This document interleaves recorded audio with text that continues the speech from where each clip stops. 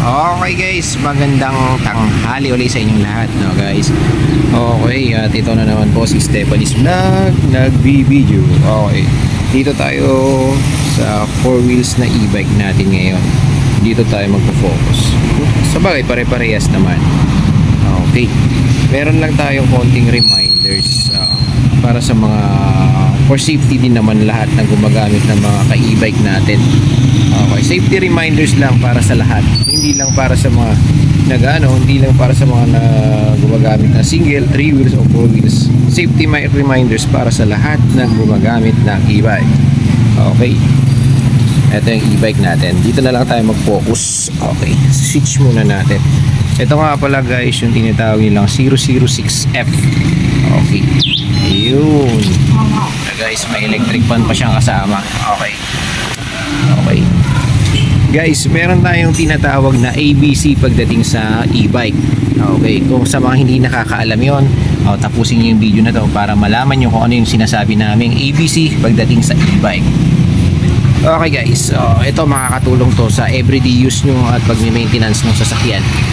In case ito yung mga dapat yung i-check bago kayo umalis ng bahay o bago kayo umalis ng trabaho nyo. Pag ang gamit nyo is e-bike, ito yung kailangan nyo i-check. Okay, umpisa tayo sa letter A. Okay, ang A is ibig sabihin nun is air. Okay, hangin. Okay, hangin yun kasi dito sa air nya dapat to sakto ng 30 ang nilalagay namin na karga ng bawat gulong ng e-bike. Pwedeng 25, pwedeng 30.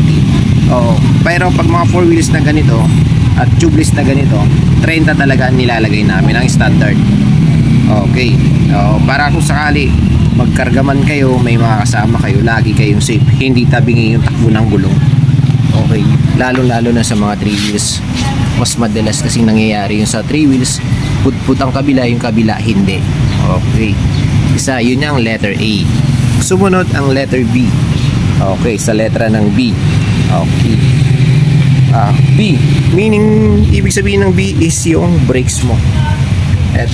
Ito kasing 006F, para na siyang automatic din na 4 wheels. Ang brakes niya ito, then accelerator is itong kabila. Compare mo sa iba, ito brakes din yan. Brakes sa harapan, brakes sa likod. Okay, ito din yung e-bike na isa, 006D. Brakes niya naman sa baba. Okay, bakit mahalaga chine-check ang brakes? Okay guys, para lang sa mga bumabiyahe ng medyo malayo at medyo may karga tayo kung makasabay, importante yan para mapanatili natin yung e-bike natin na safe. Hindi lang ang e-bike, pati din ang nagdadrive. Para in case may bigla ang preno at meron talagang pababa, pataas, hindi ka maghahabol ng preno.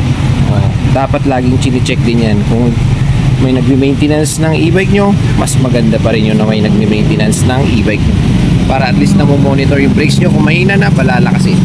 Kung kailangan linisan, lilinisan, para hindi rin hindi mabalda masyado ang e-bike, no?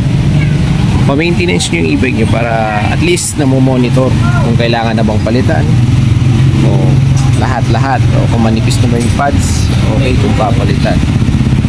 Okay, ang last natin is letter C. Okay, ang ibig sabihin ng letter C is yung charge. Okay, ugaliin natin bago tayo umalis ng bahay. Ayan,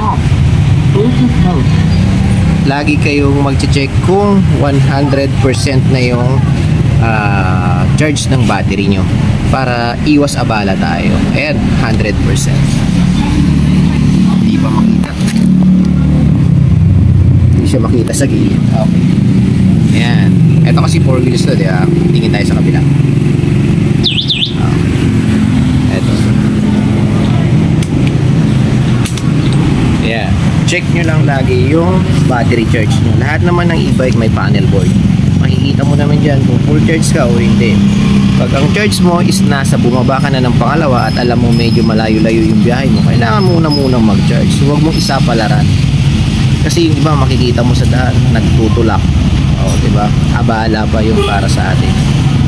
Okay, safety reminders yun para iwas abala, tapos iwas kang matumirik din sa daan. Hindi sa kagustuhan, nakakahiya naman talaga.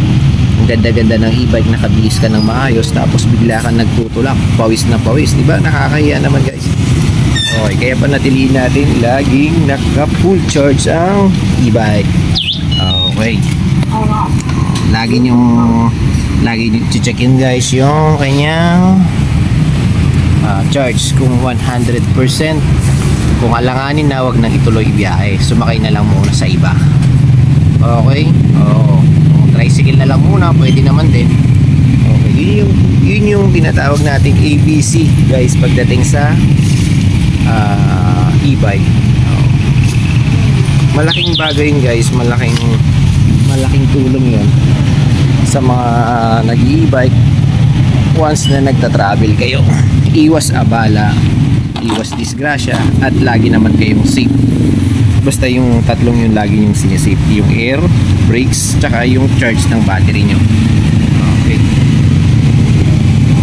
sana guys nakatulong yung video na yon para panatilihin natin yung e-bike natin na lagi naka maintenance. Kahit kayo self maintenance naman yun tulong yun para sa inyo, para i-check nyo lang lagi.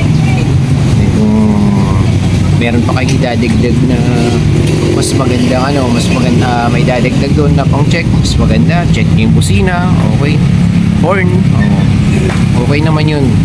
Pero mas maganda pa rin yung nag-check kayo ng e-bike nyo bago kayo umalis at bago kayo umuwi. Okay guys, yun yung tatlo guys na mahalaga sa e-bike.